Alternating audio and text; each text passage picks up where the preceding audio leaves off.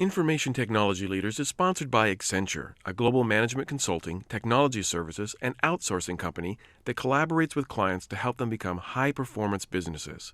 With global resources and comprehensive industry knowledge, Accenture is able to identify new business and technology trends and implement lasting solutions for clients.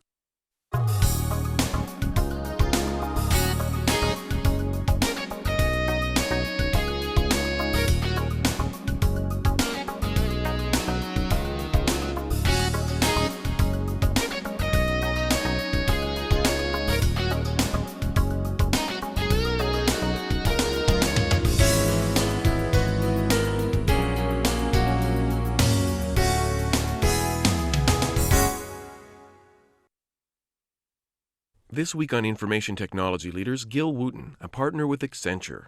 And now here's your host, Laura Schildkraut. Today's guest is a partner with Accenture. He graduated from the University of Washington in 1989 with a Bachelor of Science degree in mechanical engineering. His focus was ocean engineering, but 2 internships during his college days convinced him that engineering was not his passion. The first internship was fun, but too technical. The second, a year later, was also fun, but too sales-oriented. By the time he was ready to graduate, he knew he was looking for a middle ground, requiring talent in project management, technology, and interpersonal skills. Consulting appeared to have the right balance, so over 14 years ago, he signed on with Accenture, formerly known as Andersen Consulting.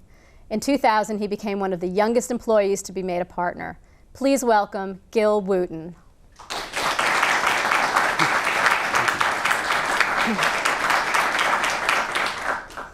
Where did you grow up? I grew up in Moscow, Idaho, which is just across the border from Pullman, Washington. Okay. And how did your parents' divorce impact where you were brought up? I was born in Texas, and in northern Texas, and my parents divorced when I was roughly 4 years old, and then I spent the summers in Texas and the school year in Moscow, and that's where my mother was from. She still lives there. My grandparents still live there. Yeah. Which area did you prefer? Probably Idaho, Really? Given the outdoors and the skiing and the things that were available for us to do. Yeah. What were you like in high school? In high school, I was heavily involved with sports. Which ones? Football in particular, and I did a lot of skiing, which wasn't a school sport, but that was something I spent a lot of time with. Academics were important to me. I worked in high school, and also, family very important to me. When did you first know you were smart? It's an interesting question. I think that is a very interesting question.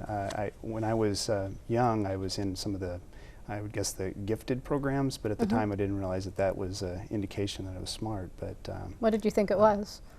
they were introducing me to some different things, and some of those programs got me some experiences, but it was more of just to enrich some of my education. But that is a very interesting question. I hadn't reflected back on it before. Yeah. How did you select which college you attended? Always been very passionate about the water, and I got very interested in the things around ocean engineering, which typically deals with boats, ships, seawalls, and things like that. And I looked at a couple different schools at the time. I looked at Texas A&M at Galveston and the University of Washington, because both of them had the programs. Ended up choosing the University of Washington, proximity to home, but then it's also just an outstanding school. What did you plan to do with your degree? I did plan when I first started to work around the sea space, to get involved with different companies that build ships. I spent some time in investigating that, and that was my original plan going in. So much for plans. So much for plans. Tell us about your summer internship with Boeing. It was a good internship. I spent a summer up at Painfield and Everett, worked around the 757 program for their environmental control systems. And the environmental control systems are the lavatory and galley ventilation systems. That's important. Absolutely. And each customer gets to modify the floor plan for the airplanes, and so they had an engineering staff to actually design the ducting as it flowed through the system, flowed through the aircraft. And I was a design engineer for that summer, and doing different ventilation systems for the Polish Airways was one of the airplanes I worked on. Yeah. What did you like and dislike about the experience? I certainly liked the project atmosphere, being able to work on a deliverable that had a defined outcome, and certainly enjoyed that part of the work. And how did your internship with Allen Bradley differ? Allen Bradley is a company that's part of Rockwell now, and they deal with shop floor control systems, and it's a very technical space. This equipment is purchased by engineers particularly, and it required an engineering degree to work there. But it was a sales focused role. It was a sales position, very customer focused. Some cold calling, in fact, and it was a good experience. I got a lot of exposure to a lot of companies in the Northwest, but it was something where I really started to see that I liked the customer-facing aspect of business. So you were starting to shape what was appealing and unappealing. Starting to shape the things that I was good at and that were important to me, and I got energized about it. You also worked throughout college. What did you tend to do? I worked as a bartender. I bartended for a small cruise ship company that we did 3 and 4 hour cruises in Lake Washington and Lake Union, and I did that mostly in the evenings. It was a great college job. Where did you learn to do that? Just by trial and error. Plus by drinking a lot. But yeah, by trial and error, as well as just being part of a fraternity and learning the different drinks. Yeah. How did you approach looking for a job as you were completing your undergraduate education? I did heavily use the placement center here at the University of Washington. There were a number of companies that interviewed through the placement center. I also, through the 2 internships that I have, pursued job opportunities with both Boeing and Allen Bradley. So I did spread out. I looked at probably a dozen different companies, had several different job offers. But in the end, I was really looking for something that met both a project, both a client-facing environment as well as the project environment, and great people. You mentioned that when you were thinking about Accenture, which was formerly Anderson Consulting, that the clarity of the career path was particularly appealing to you. Tell us more about that. Yeah, the career path at Accenture is something that is very well defined. It's understood what you need to do to progress from one level to the next. It's the potential to be a partner is something that is well laid out, and what is expected to become what it will take to become a partner. And that defined career path was really important to me. And since having looked back at it kind of in the rearview mirror and being exposed to a number of different other companies, having that defined career path was something that just really stood out. So when you accepted that position, you really thought of yourself as staying with the company through the ranks and becoming a partner eventually? You really saw? I did. There were certain things I was looking at with potentially working for a couple years and getting some further education. But I did look at it as a long-term career. And my father has been with the same company for 33 years, and it's been something that I see a stick-to-itness that has always been a part of me. Well, it certainly served you well. Was it unusual for them to hire someone that wasn't a business major? No, not at all. We hire about a third of our workforce as engineers. We hire about a third that go through an MBA or business degree, and then a third of kind of a variety of liberal arts degrees. What's the benefit of bringing that kind of blend of people together? Our project teams, our client teams really require a lot of different personalities, a lot of different perspectives to deliver the complex things that we're working on. Engineers typically bring a structured process of thought of how to break down problems into small components and solve them. The folks that have a business background, whether it's the MBA program or accounting, will bring in a more business-oriented mindset into solving problems. And then I think a lot of times the people that have a degree other than those two areas really bring in things that help with the human performance aspect of delivery, help bring a team together, help gel the environment with a client. So it's the combination of those three things that really work well at a client. Did you start immediately after graduation? You know, I took a few months to myself.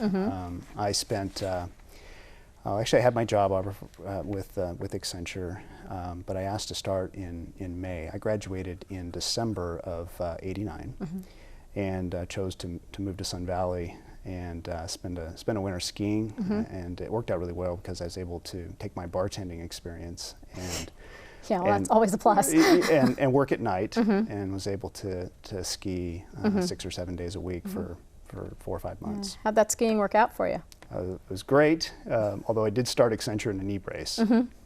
Yeah. Always good to start out with strength, right? Okay, so the company's training program is very well respected. Can you tell us about that? Yeah, we do have a very strong training program, and what it does is it complements our career path. There's certain requirements for skills that you need to progress through your career with Accenture, and our training program complements that. So as a new person, it's expected that you're learning things that would be very applicable to the roles you're taking with clients, as well as the things that you're expected to do in the future. And why is this affectionately referred to internally as boot camp? The initial first few weeks with Accenture are, and they have been historically, a very structured training program, very intense. The first week or 2 weeks is here in the local office, and then the next 2 or 3 weeks are at our central training facility in St. Charles, Illinois. It's just outside of Chicago. And those 3 weeks in St. Charles are very rigorous, a lot of late evenings, a lot of hard work, but in the end you build a real good bonding experience with the people you're there with, as well as get just a great understanding of how we operate and how we deliver the work for our clients. And does training continue after that, or is that pretty much, here's your training, go be good? Oh, no, it's an integral part of our careers. It's expected a certain amount each year as you move through the different milestones of analyst, consultant, manager, senior manager, partner, associate partner. All those have core training associated with them, and as well as an annual requirement for certain topics that are applicable to that level. Yeah. So you've completed your initial training. What was your first title and what was your first project?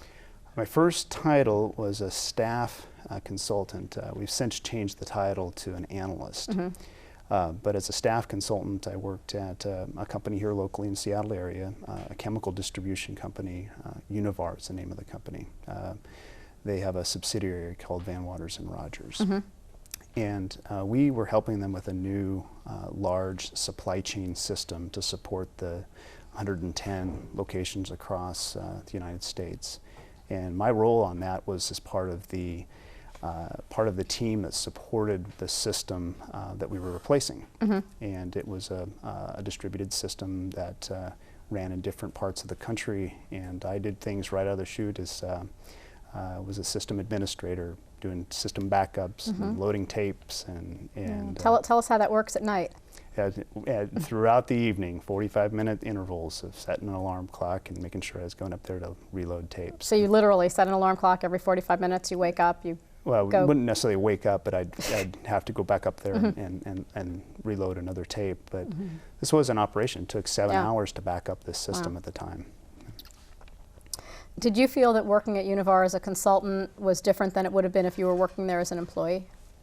Oh, definitely. The things we were doing at the time were temporary by nature. The things that we were helping them to move on to this new system that we were putting in place, were things that employees were focusing on, not only the new system, but the roles and the jobs that support that system and the new business environment. So the particular area I was working in was something that was short-term, even though it was over a period of a couple of years. Yeah.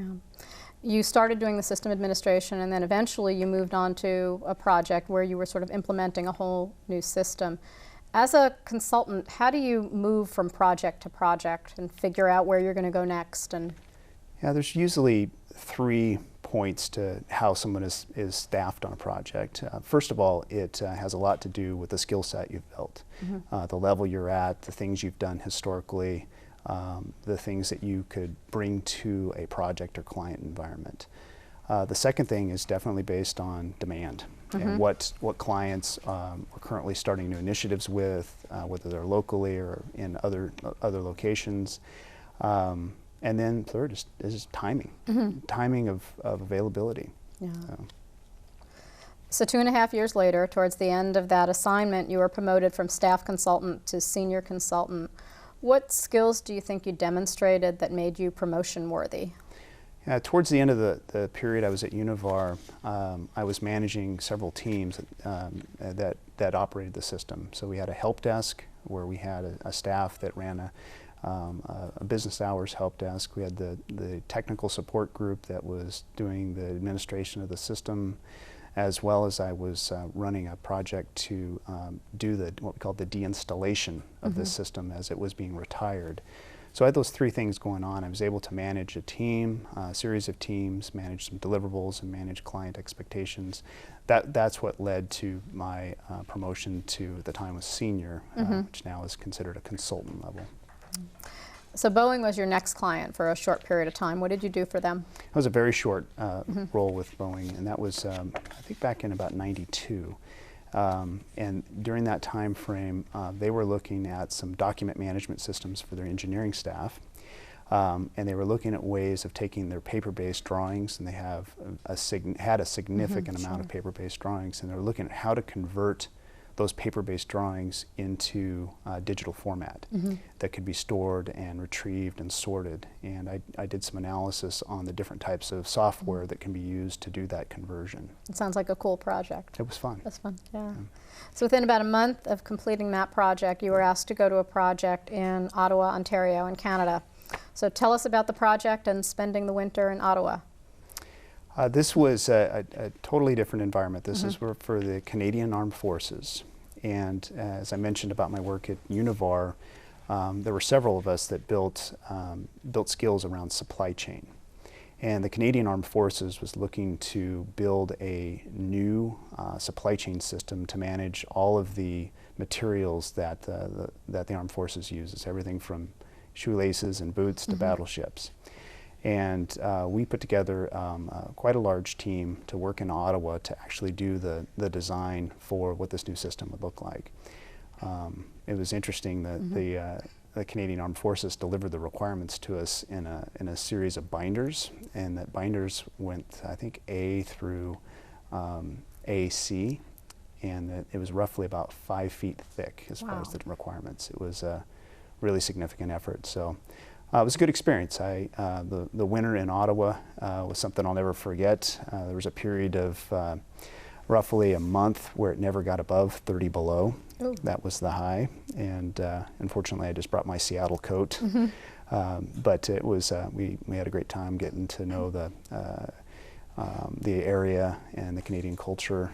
It's definitely much different in the east than it is out here in the west. Yeah. You had just gotten married. How did you manage the distance? Timing worked out well for us. My wife at the time was teaching 5th grade, and she was just also finishing her master's degree in education. And what we were able to do is have her take a leave of absence and while she worked on her master's degree, and she could do that remotely. So she traveled with me. At the beginning, I was flying back and forth between Ottawa and Seattle, which was not easy. Yeah. But as she came out there with me, again, we had a really good experience. We were able to see part of the world we had never planned on seeing, and really turned out to be a great experience. So after about 6 months, you got a call to start working at Microsoft. What was the project that you were asked to work on, and how did you handle the timing overlap? Yeah, there was about a 2-week overlap at the time, and approximately a 12-hour trip between the two locations, with Microsoft being here locally. I was really eager to begin working at Microsoft. They were a young, growing company, and I was excited to work with them. So I took it upon myself to basically do 2 projects at once. Just to get ramped up in the work at Microsoft, as well as complete the deliverables I had for the Canadian Armed Forces. was something I chose to do, and it worked out really, really well. So kind of a tough 2 weeks, but Tough a 2 weeks. finite period. Yeah, it was a really good move, and when I reflect back on it. What doesn't kill you makes you stronger. That's right. So how did the culture at Microsoft differ from the culture at places you'd worked previously? Significantly different. I think it continues to be significantly different, but the culture at Microsoft is very aggressive, very action-oriented, fast-paced, very invigorating. And not that the other client environments weren't, but the intensity level was certainly higher. Also, just a very, very high caliber of people at Microsoft, and the things that they're working on are very interesting, and the dedication that people have is very, very strong. So that's my introduction to Microsoft culture. Those things really stood out. Yeah. Microsoft can be kind of a tough client. How, as a young consultant, do you gain that respect that's so critical in order to be effective? The same things I brought up about action-oriented, delivery-oriented, and intense. Those things carry through to their partners, to their vendors, to the people that are working with them. Really, given that they're so delivery focused and doing a good job and doing a great job of producing deliverables that are of high quality and quickly, and basically working directly with them at the same level of intensity, is something that you need to do to be able to to contribute. So what was your first project there? It was within the reseller area, yeah, I believe. I worked for a while in this area. Actually, it was around the channel measurement area. And this is where Microsoft looks to measure how their products are moving through various channels, through the distribution channel, through the reseller channels, through partner channels. And they collect information to help them make better business decisions, and they collect that information from their partners. And I worked around this area to help them retrieve that information and centralize it in a data warehouse that they could use it for business decision making. One of the things that I would think would be particularly difficult would be to have to figure out a way to be an effective quick study. And you can't go into this kind of environment and not, in a sense, know more than a lot of the other people around. I mean, I think there's sort of that expectation that they're bringing in some expertise. How, especially in your earlier days, did you go about becoming that expert in an area so that you could do your work? There are really two things that I did. One was I have a general philosophy, and I still follow this philosophy of what I call be a sponge. And just absorb information, be open to looking in different places than you typically would look for information, and learn from the environment quickly. I think being a sponge early within a project or any sort of role is super critical, and that served me well. The second thing is, I never really tried to outsmart, and I still don't do that. Trying to outsmart my client is not the right thing to do, because they are very smart, and working directly with them and helping them and contributing in a collaborative fashion is really, to me, is the name of the game. And so those two things are how I would ramp myself up and continue to ramp myself up with different things that we're working on. How do you stay calm in such an intense environment? There are a lot of outlets, particularly given that I'm typically working around projects and the delivery of projects, that there is a defined deadline, and once those deadlines are met, there's usually a time to pause and reflect. Usually there's another one coming quickly thereafter.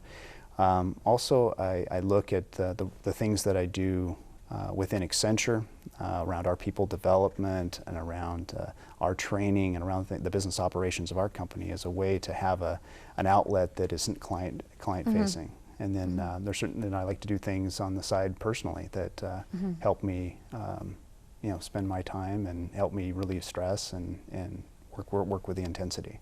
Because it's not easy. I mean, I remember one of my first projects at Microsoft when I was working there, we had hired Accenture to come in and work with us. And I was just amazed at the level of intensity that they brought to it. And we finished the project, and I was still sort of panting. And the next day they came back and like, okay, what's the next phase? And it was just it was great though, because it kind of helped pull me along. And is that part of the training, or is that just the people they hire? A little of both. I think it's mostly the people. People pretty A-type, pretty driven, pretty motivated, and that's always been something that attracts me about Accenture, is just the intensity and the diligence that people have. So I think that that's something that you saw back then. Right. And even back then. So you continued on at Microsoft working for a whole range of critical projects within the sales and marketing area.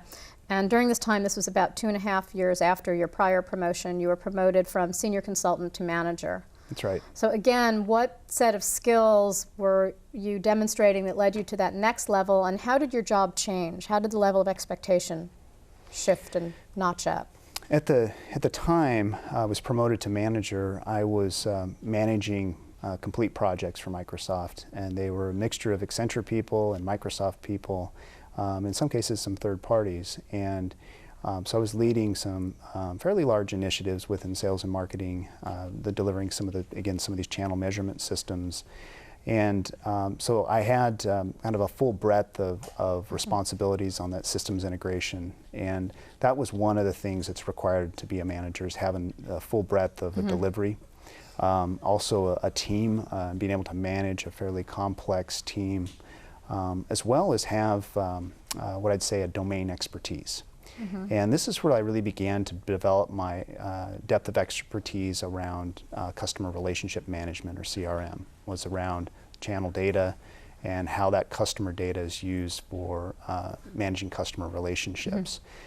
So those three things I was showing as an experienced consultant, or experienced senior person at that time, that led to my promotion. And did you feel ready for that increased level of responsibility? Yes, that's typically our model, is someone that is promoted when they're ready, and that's always been something with Accenture that's really stood out. Is just when you're ready, the promotion is there. When you're working on these large-scale projects, it's usually important to kind of break them down into manageable chunks. How do you figure out where the right breakpoints are? Typically, there's a methodology for systems delivery that helps establish some of those milestones. That generally is a good roadmap for how you break a project down into deliverables.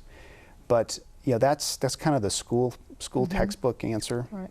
And really, when you apply the understanding of the environment, the business criticality, where you can save some time, where you need to invest in additional rigor, that's where you really apply, where you can actually break the project up into meaningful milestones and meaningful work packages that you can accomplish, that you can actually deliver. And track. And absolutely, measure. You don't want your first one to be 2 years out. That's right. That'd be scary. So right about this time, you also learned a critical lesson about not trusting too remotely. Can you tell us about that? That was a tough one. That was a tough one. This was right about the same time I was promoted to manager, that there was a project I was running for Microsoft, and we came upon an issue that caused us to miss our deadline and miss our budget. And in reflecting upon that, as well as having to do what we call a post-mortem for Microsoft, and as well as for ourselves, about why did we miss the date, why did we slip the schedule, and why did we run over budget. There's some controls that I hadn't put in place as a project manager that, in reflecting, they should have been there, and I trusted that things would take care of themselves, and they didn't. And it's been a lesson that has really hung with me for the rest of my, and continue to reflect back on that, because that was a tough lesson for me.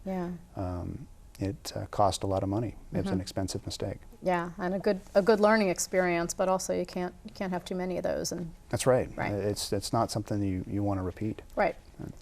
You also spent a month looking at reorganization of the IS department. How did that project differ from your other Microsoft projects? This is one of the first times that I started to work around probably more what's called a strategy initiative, to help them think through more from a business what they wanted to do. And we helped them look at ways of aligning their IT organization to the different business units at the time. At the time, their IT organization was centralized, completely centralized, and over a period of years it had moved to be more decentralized. So this time was to help them come up with some of the analysis of what other companies, what other high-tech companies were doing, what other experiences Accenture had with clients that were looking at their IT organization, and we brought that into that study. So at this point you'd been with Accenture about 6 years, and you'd been working with Microsoft about 3 of Yes. that. Now, a lot of people will go into a job with a consulting firm because they want to work with a bunch of different clients and see what they like and what they don't like, possibly take a job with one of those clients, but at least kind of have that variety. That obviously wasn't happening in your career. Was that a good thing or a bad thing? I think it was a good thing. I have really enjoyed the long-term nature of my relationship with Microsoft. At the time, if you reflect back, I was 3 years in and had worked around probably 4 or 5 key initiatives. But I was already starting to see parts of Microsoft that were not just in one area. Mm-hmm. And although working at Microsoft for many years can appear to be kind of working in one static area, it's not. Mm-hmm. It's a complicated company with lots of different businesses, lots of different business offerings and departments, and the exposure that I was getting at the time to see those different areas was always something that kept me attracted to continuing to work with them. Yeah. And the other thing, as I sort of think about it, knowing the Microsoft environment as well as I do, is I almost would think you'd want to go somewhere else and take, not necessarily a breather, but just kind of get off the intensity of that treadmill just for a little while before you jump back in. But it sounds like you didn't really have any interest in doing that. It's always been, I always liked the challenge. I always liked to move on to something else and try some different things. And what I have done though is, I was reflecting back on this, is I've worked with about 15 other clients. And while not on a day-to-day basis like I have with Microsoft, but I have as a subject matter expert helping with proposals. And also just being able to participate in other kind of quality assurance roles. So it's those types of roles and projects outside of the Microsoft environment that have helped me bring in some other thinking, as well as kind of have more of a balanced perspective. Yeah. So then you spent about 1.5 years working in the licensing area, and then about 2.5 years working in billing and customer service. The size of the staffs on your projects were getting larger and larger, and you were starting to work more closely with the Microsoft senior executives. That's right. How did you find that your day-to-day life was changing, and how were these different areas sort of creating the building blocks for your career? At this point, I was managing kind of multiple programs concurrently, and really being the senior person from Accenture representing those projects. And at this time, I was really participating with Microsoft in leadership discussions on where do we want to go, what do we want to do, what do we want to deliver, what business value are we going to provide. And so the nature of the discussions, the nature of the things I was doing was much more visible from a Microsoft perspective, because I was helping them make leadership decisions on the direction of those projects. So it was great. I was beginning to really spend some time with some high-level executives and getting to know what their priorities were, and then how we could then turn around and help deliver on those priorities. What are some of your characteristics that you think made them trust you in those discussions, or trust that they wanted you involved in those discussions? A couple things. I think I've always been a real good, open, and honest person, as well as to bring into those conversations. I bring in ideas. I help them make decisions. I bring in good facts, as well as having a tenure of experience with them as a client.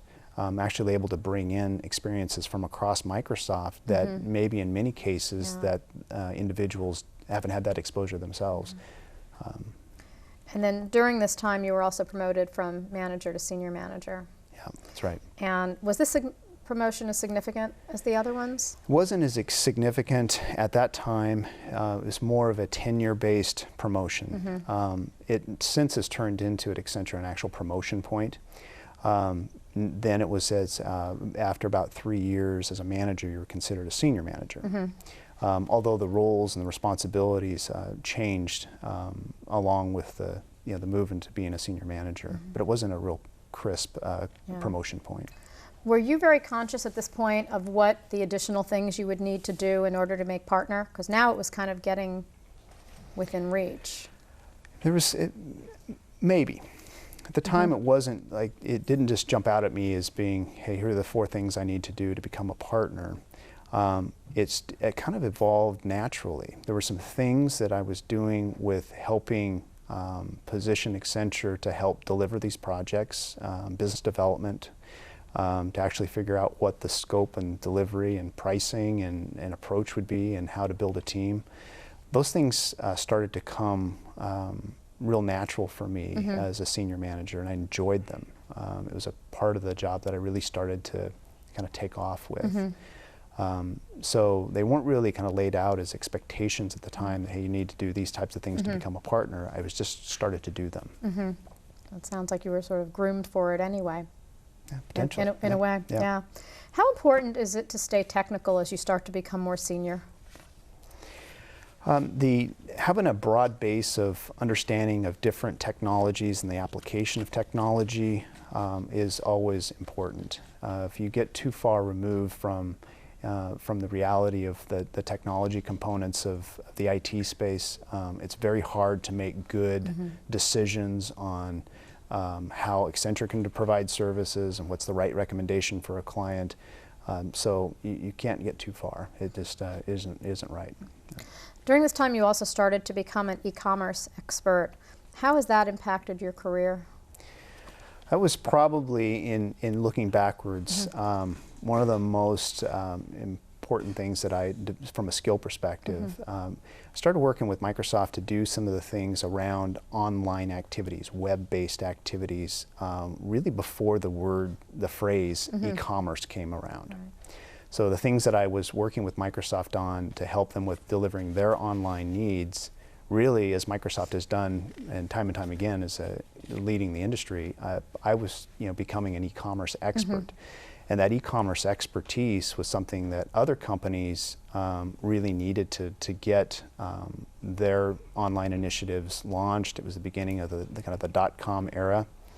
And that expertise that I'd established was really in high demand, and spent a lot of time with a lot of clients in a part-time capacity, helping them understand what their e-commerce approach should be. Was that kind of nice also to get the exposure to other clients again?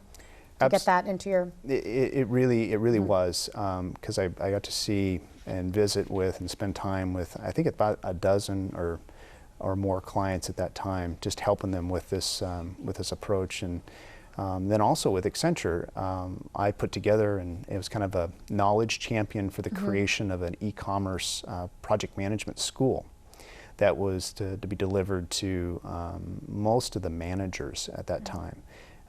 So that was, again, a real important skill set that I developed both for clients and also just for Accenture as a whole. And it's kind of great when those things can happen organically. It's not like you set out and said, here, I think I'm going to go become an expert in this. You just, through the process of the projects that you were doing, you start to find that expertise, and then you start to use that as a leverage point rather than kind of artificially saying, I am going to learn everything I can about. Right. I go back to being a sponge.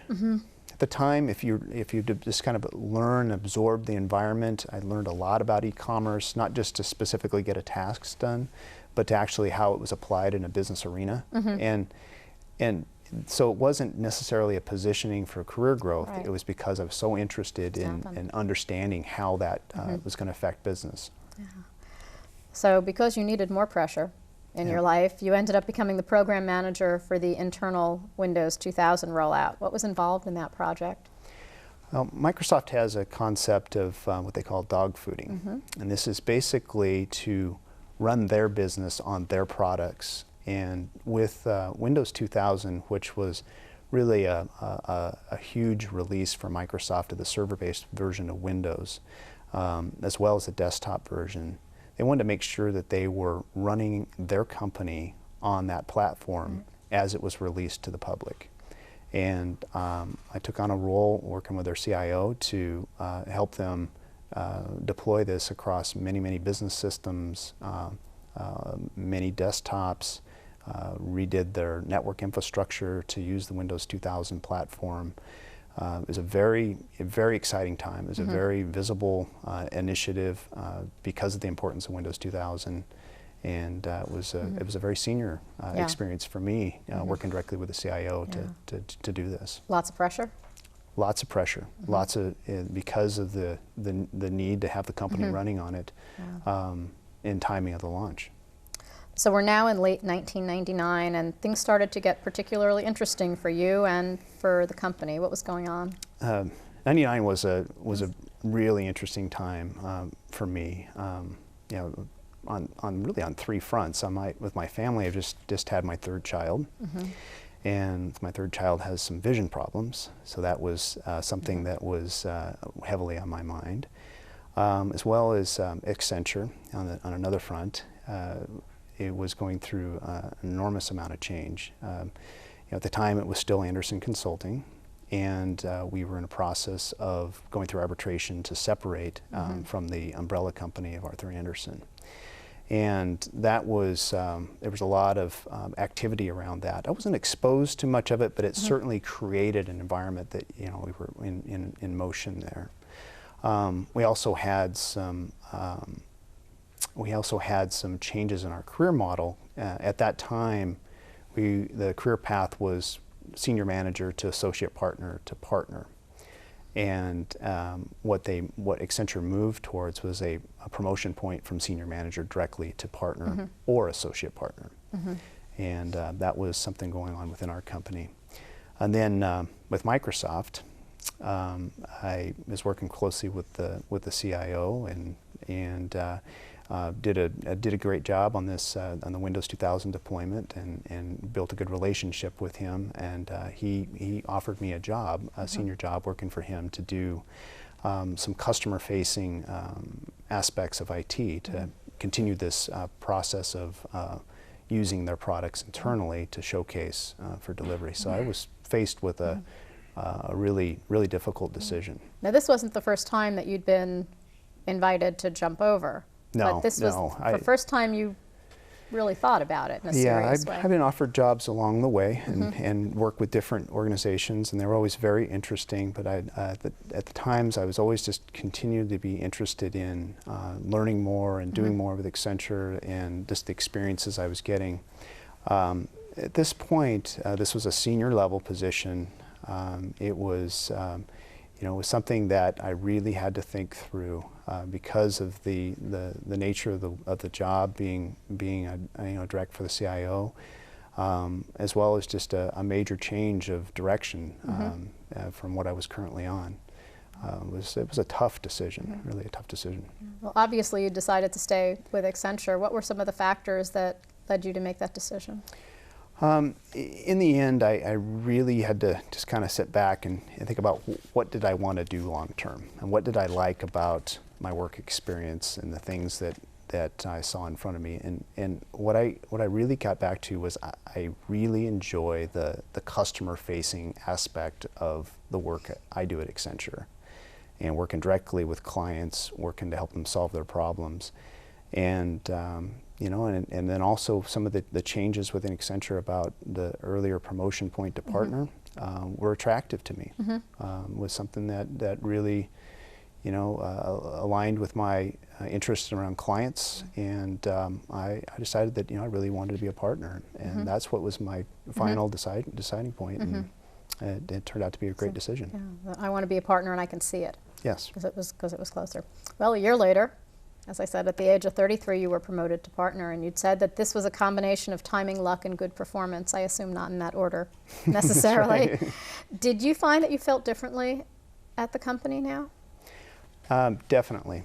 The promotion point from to partner from an employee is very significant.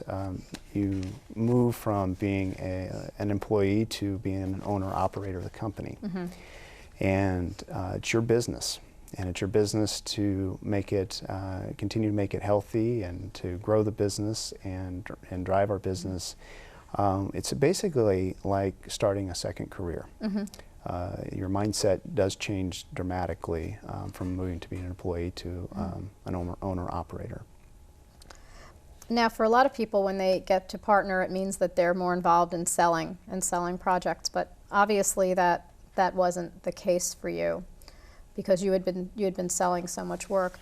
Did you find that people sort of behaved differently towards you now that you were a partner? Was there a different level of fear, respect around the title, or?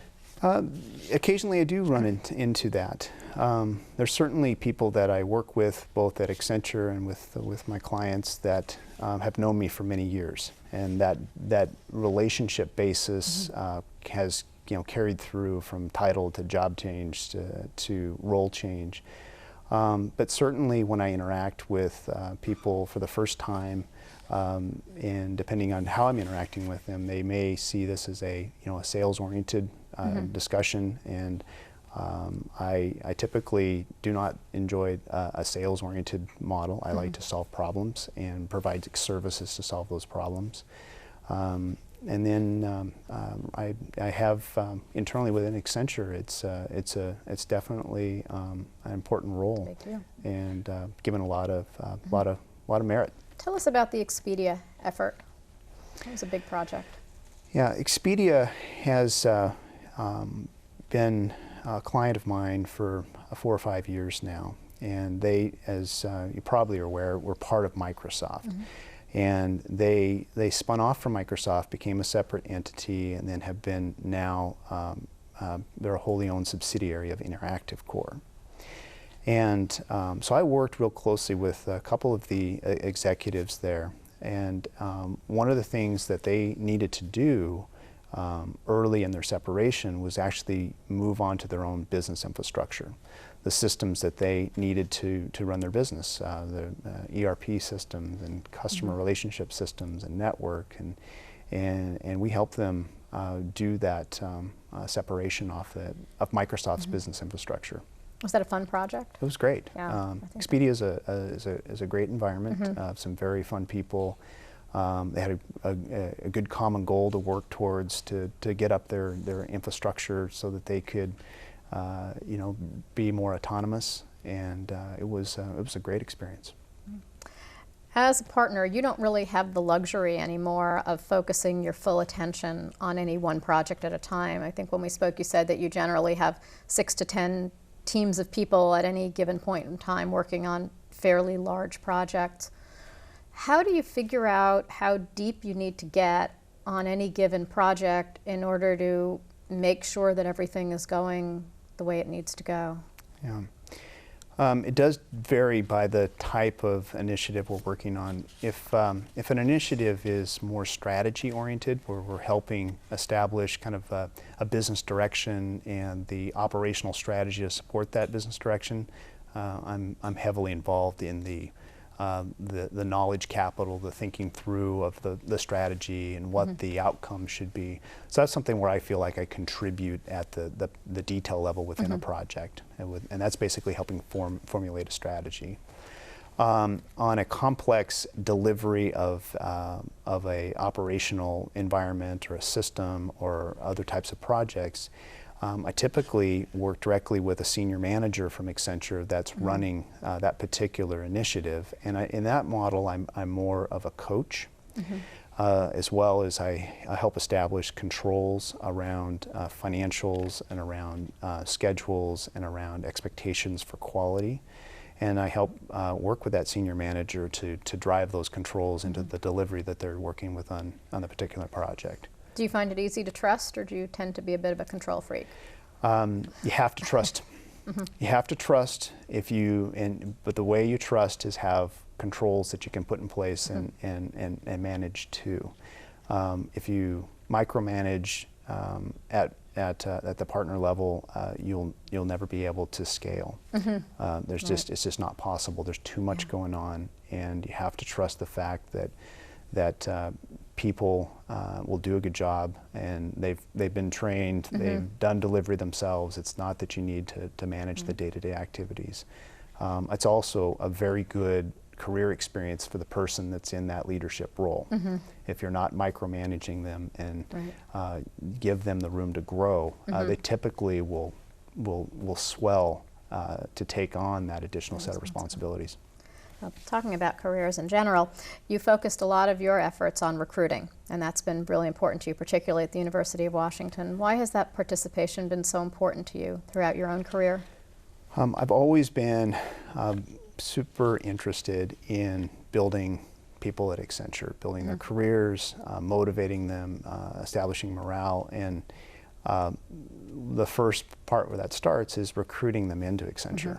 And I've held leadership roles in our recruiting efforts for many, many years. And it's always been very rewarding to, personally and professionally, to meet with students and to hear what's on their minds and to work with them as they move into Accenture. What are some of the things you look for in a potential hire? I look for good interpersonal skills, being able to share their thoughts smoothly and interact in a calm manner. I think that's always a very good sign. I do look at the types of things they've done academically, what kind of courses have they taken, what is their degree, and how does it fit into the structured project delivery that we do. Those two things have always been just very important to me through our recruiting efforts. Well, given the prevalence of outsourcing, in which area and how would you suggest that students look for jobs that are going to still be here? I think the IT environment continues to evolve, and using a distributed set of shared services and outsourcing and workforces is going to continue to be a part of the technology environment, the IT environment. I think it's here to stay. And I think the roles that people can take in the IT management office about how to deliver in a distributed fashion. How do you deliver things with workforces that are in different locations? How do you put delivery models in place that have a methodology that can operate in a distributed fashion?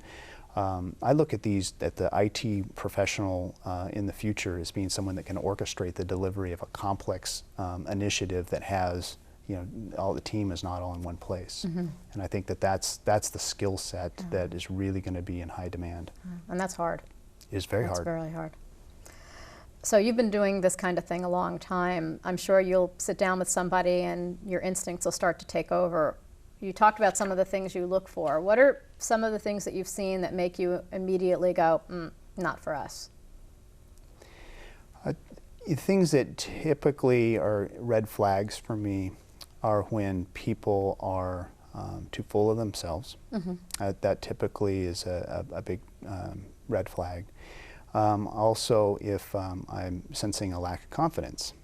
And it's interesting, those things almost can contradict. That's a very fine line you're looking There is a very fine line. right there. And I think confident and understanding of what your capabilities are is a very critical thing for me. But being too full of yourself is not what we're looking for. If you were starting your IT career today, what would you be looking at doing? That's a good question.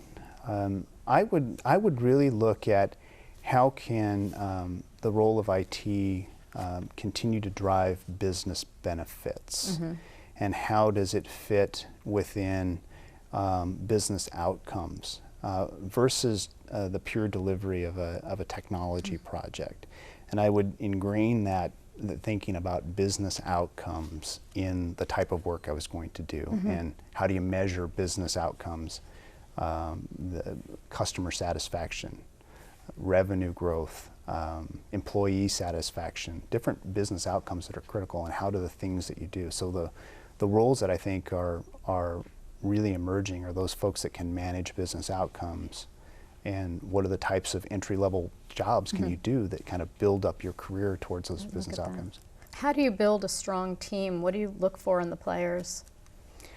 I look for people that can manage a solution autonomously, but aren't afraid to ask for help, aren't afraid to reach out to their peers for help, aren't afraid to reach out to me for help.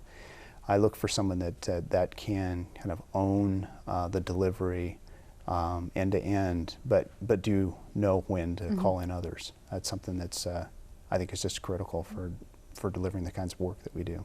Have you ever had an experience where a team was just not working and you needed to step in? Happens occasionally, and it typically is when a team is under pressure. Delivery pressure, budget pressure, issues with particular things not working out. And usually, if you can help solve what the pressure point is and not focus on people issues between team members, is really the best way to resolve team conflicts. And those do happen. They will happen, and they'll continue to happen. But I think most people want to focus on an outcome, and if you can help them solve the outcome they're after, some of those people issues typically take a back seat. I'd like to close with a quote from one of Gil's clients. Gil is super sharp, a great listener, and savvy about how technology can be applied to solve business problems. Many consultants fall into a trap of having a technology solution and then go looking for a business problem to solve. Gil's view on this is exactly the opposite, insofar as the business drives the technology, not vice versa. Gil is also a natural at people management. He's collaborative and inclusive, but willing to make tough decisions. He does a great job providing a safety net for his people so they can stretch and take chances, but always feel supported. He keeps an incredibly even keel, even when things are stressful and hectic. Finally, Gil continually demonstrates the highest level of integrity and amazing loyalty. I seem consistently unable to hire him away, but I'll keep trying. Thank you.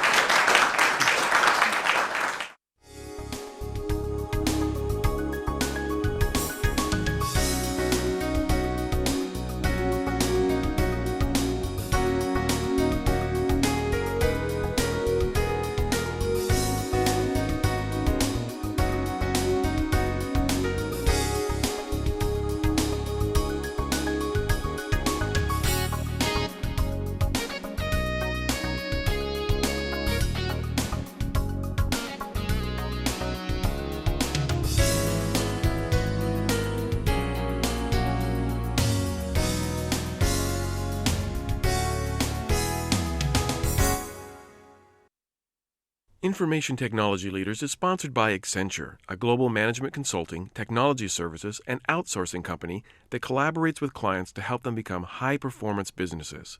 With global resources and comprehensive industry knowledge, Accenture is able to identify new business and technology trends and implement lasting solutions for clients.